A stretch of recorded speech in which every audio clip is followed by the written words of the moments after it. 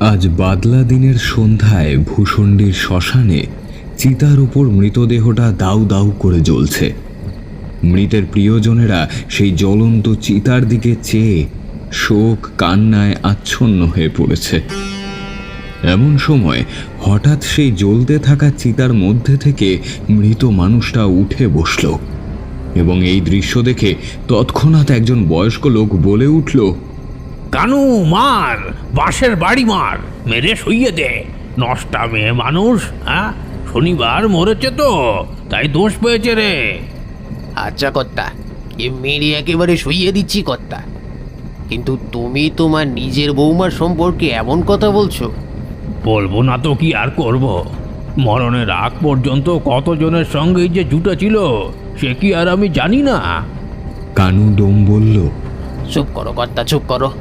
মানুষ মরে যাওয়ার পরে এইসব কথা কইতে নেই, চুপ করো। এই বলে কানু ডোম মৃতদেহের উপর বেশ কয়েকবার কাঁচা বাঁশের বাড়ি মেরে তাকে আবার শুইয়ে দিল। চিতার আগুনগুলো নড়াচড়া পেয়ে আরো প্রখরভাবে জ্বলতে শুরু করেছে। তখন ভূষণ্ডীর আকাশ জুড়ে ঘোর অন্ধকার।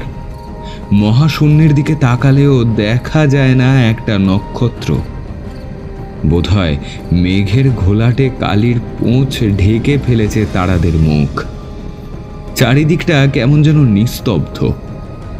তবে ঋণ ঋণে ধ্বনি তুলে বয়ে চলা একটা ঠান্ডা জোড়ো বাতাস জ্বলতে থাকা চিতায় অবিরতভাবে অক্সিজেন জুগিয়ে চলেছে। ঝিঝির আবহমান চিৎকার ধ্বনি অতিক্রম করে নদীর পাড়ের জংলা ভূমি থেকে ভেসে আসা শেয়ালের ডাক শরীরের সমস্ত রোমকূপকে সজাগ করে তুলছে। এই আবহে কানু ডোমো খানিক ভয় পেয়ে গেল। এই শ্মশান নাকি ভুতুরে শ্মশান। দিন কি আর রাত কি, কোনো সময় এখানে কাউকেই দেখা যায় না। একমাত্র মৃতদেহের সাথে যারা আসে কেবলই তারাই আসে। এমনকি শ্মশানের মধ্যেই অবস্থিত চিতাটার ঠিক সামনেই শ্মশানকালী ও গঙ্গা দেবীর মন্দির। সেই মন্দিরেও কেউ ভোগ শেতল দিতে আসে না। যখন যেদিন চিতা জ্বলে সেদিনই মায়ের ভোগ হয়। মৃতদেহ দাহ করতে আসা লোকজন মায়ের পূজা দেন। তাই এই শ্মশানের আরাধ্য দুই দেবী কখনো একদিনে 10 বার পুজো পান, আবার কখনো 1 মাসে একবারও পুজো পান না। যেমন আজ প্রায় 1 মাস পরে এই শ্মশানে মৃতদেহ এসে জুটেছে। নদীর ওপারের গ্রাম থেকে নৌকো করে বেশ কিছু লোক এসেছে সেই মৃতদেহ দাহ করতে, কিন্তু তবুও আজ মায়ের পূজা হয়নি। বোধহয় শ্মশানের এই রীতি এরা কেউ জানে না, তাই তারা মায়ের পূজা না দিয়েই দেহ চিতায় তুলে দিয়েছে। তবে মায়ের পুজো হয়নি মানে এ মৃতদেহের দাহ কার্য সুষ্ঠুভাবে সম্পন্ন হবে বলে মনে হয় না। এতক্ষণে মৃতদেহ প্রায় আধ পোড়া হয়ে এসেছে। এমন সময় হঠাৎ আকাশ ফাটা চিৎকারে বজ্র বিদ্যুৎ সহ চারিদিকে ঝমঝম করে বৃষ্টি নেমে এলো। চিতার উপরে টিনের আধা ছাউনির অসংখ্য ছিদ্র দিয়ে গল গল করে জল পড়তে লাগলো চিতার ওপর। শঙ্কিত সুরে কানুডোম বলে উঠল, কর্তা, চিতা এবার বোধহয় নিভে যাবে গো। এই মুষলধারে বৃষ্টির ধারা ধারা জল সব এসে পড়ছে ওই চিতার উপরে। তবে কি বৌমার দাহ কার্য সম্পূর্ণ হবে না? কানু, তুই এদিকে আয়। এই রাত বিরেতে বৃষ্টিতে ভিজিস নে, এসে এই মন্দির চাতালে বস। ওদিকে যা পারে হয় হোক গে। তা বললে কি আর হয় গো কর্তা? একটা মানুষের দাহ কার্য অসম্পূর্ণ রেখে এই কানুডোম কখনো আরাম করে বসে থাকতে পারবে না। তোমরা বসো, আমি আমার কাজটা করি গিয়ে। এসব কথা বলার পর কানুডোম চলে গেল নিজের কাজ করতে। এদিকে মন্দিরের চাতালে বসে সবাই কান্নায় বেদনায় বিহুবল হয়ে মৃতদেহ দাহ কার্য সম্পন্ন হবার অপেক্ষা করছে। এতক্ষণে আকাশে বৃষ্টির ঘনত্ব আরো বেড়েছে। চারিদিকে কেউ কোথাও নেই। একটু আগেই যে শেয়ালগুলো ডাকাডাকি করছিল তারাও তাড়াহুড়ো করে গর্তে ঢুকে পড়েছে। এমন সময় হঠাৎ কানুডোমের নজরে পড়ল একজন পাগলি গোছের মহিলা এই ভয়ানক বৃষ্টির রাতে ভিজে কাকের মতো নদীর দিক থেকে এসে শ্মশানের পাঁচিল টপকে একটু আগের বৃষ্টিতে নিভে যাওয়া চিতাটার সামনে এসে দাঁড়িয়েছে। মহিলাটির পরনে কি আছে সেটা ভালো করে বোঝা যায় না, তবে একটা কালো চাদরে তার সারা শরীর ঢাকা। এইরকম অস্বাভাবিকভাবে মহিলাটিকে ভেতরে ঢুকতে দেখে কানু কৌতূহলবশত বলে উঠল, কে গো তুমি? এই বৃষ্টির রাতে বৃষ্টি মাথায় করে ঝড় জলের মধ্যে শ্মশান ঘাটে এসো কেন? তোমার কি ভয় করে না? কানুর এমন কথায় সেই নারী কেমন যেন ঘ্যাস ঘ্যাসে সুরে বলে উঠল,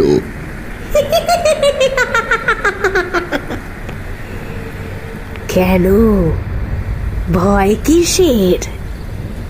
চিতা জ্বললেই তো আমি এখানে চলে আসি, কারণ মরা পোড়া গন্ধ আমার খুব ভালো লাগে।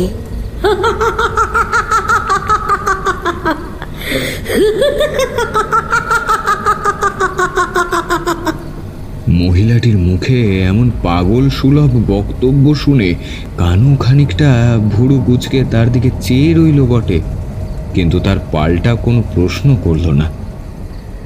কারণ পাগলের সাথে বকা মানে বৃথা সময় নষ্ট করা। তবুও কানু দাঁড়িয়ে দাঁড়িয়ে এক দৃষ্টে তাকিয়ে রইল তার দিকে। সে বৃষ্টির জল পড়ে নিভে যাওয়া গরম চিতাটার চারিদিকে কয়েকবার প্রদক্ষিণ করে খুব ধীরে ধীরে সামনের পুকুরটাতে গিয়ে নেমে পড়ল।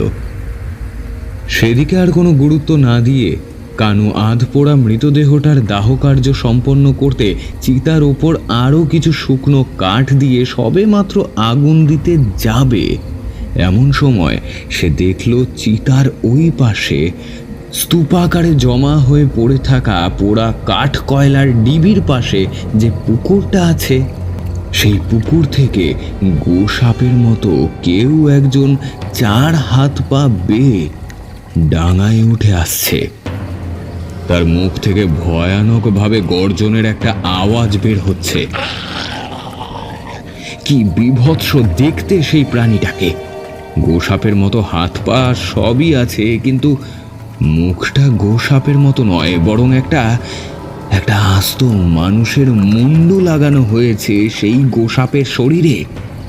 কিন্তু কি আশ্চর্য, সেই মুন্ডুটা আর অন্য কারোর নয়, একটু আগেই যে মহিলাটি কানুর সাথে কথা বলতে বলতে গিয়ে নামলো ওই পুকুরটায়, এটা তো তার মুন্ডু।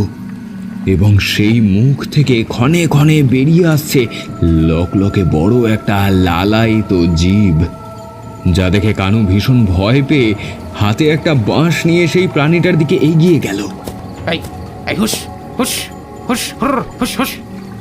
না, সেই কিম্ভূত কিমাকার প্রাণীটা কানুকে দেখে ভয় পাচ্ছে না, বরং পিছনের 2 পায়ে ভর দিয়ে দাঁড়িয়ে উঠে সামনের 2 পা দিয়ে চিতা থেকে টেনে নামিয়ে নিচ্ছে আধ পোড়া মৃতদেহটা। এমন দৃশ্য দেখে ভয়ে কানু চিৎকার করতে শুরু করেছে। ও কর্তা, কর্তা, এদিকে এসো, এসো একবার দেখে যাবে কর্তা। ও কর্তা বাবু, এদিকে আসেন না একবার। ডাকতে ডাকতে অতিরিক্ত ভয় দিক বেদিক জ্ঞান শূন্য হয়ে কাদায় লুটিয়ে পড়ে সে। এতক্ষণ কানুর চিৎকার শুনে এই দিকটায় দৌড়ে এসে সঙ্গে সঙ্গে বয়স্ক লোকটা দেখে কানু জ্ঞান হারিয়ে কাদায় পড়ে আছে, আর চোখের সামনে থেকে সেই আধ পোড়া মৃতদেহটা কামড়ে ধরে ধীরে ধীরে পুকুরে নেমে যাচ্ছে গোসাপের মতো একটা প্রাণী। অথচ গোসাপ নয়, প্রাণীটাকে দেখলে মানুষ বলেই মনে হয়। এমনটা দেখার পর বয়স্ক লোকটা ভূত রে বাবা, ভূত ভূত ভূত করে চিৎকার করতে শুরু করেছে। তা শুনে যে কয়েকজন যাত্রীরা মন খারাপ করে মন্দির চাতালে বসেছিল তাদের মধ্যেও হুলুস্থুল বেঁধে গেল। এই মাঝি কোথায় গেল? হ্যাঁ, ওগো না না, ভূত না, ভূত না, নরখাদক, নরখাদক। হাত পড়া মৃতদেহটাকে টেনে নিয়ে গেছে গো। শিগগির পালিয়ে চলো, এখানে থাকলে এবার প্রাণে মারা পড়তে হবে। মাঝি, ও মাঝি, তাড়াতাড়ি নৌকা পাড়ে লাগাও, পাড়ে লাগাও। এক্ষুনি এই শ্মশান ঘাট ছেড়ে ওদিকে যেতে হবে, ওদিকে গিয়ে উঠতে হবে, নয়তো সর্বনাশ হবে গো। তাড়াতাড়ি পাড়ে লাগাও। এদের এসব কথা শুনে মাঝি নদী পাড় থেকে হাঁক পেড়ে বলল, এসো এসো, ও তোমরা সব তাড়াতাড়ি এদিকে এসো। এই আমি সেই তখন থেকে এখানে বসে আছি, তোমরা এলেই নৌকার নোঙর তুলে নেব। এইসব বলা কওয়া করতে করতে সবাই শ্মশান চত্বর ছেড়ে পালিয়ে গিয়ে নৌকায় উঠে পড়ল। আষাঢ় মাসের রাত, একটু আগেই মুষলধারে বৃষ্টি হয়ে গেছে, তাই চারিদিকে মেঘ কেটে গিয়ে বেশ খানিকটা পরিষ্কার হয়ে গেছে। দাহকার্য অসম্পূর্ণ রেখে শ্মশান ফেরত যাত্রীর ভিড়ে মাতালায় ভূষণ্ডির ঘাটে বর্ষাকালের এত রাত্রেও যেন লোকারণ্য হয়ে গেছিল।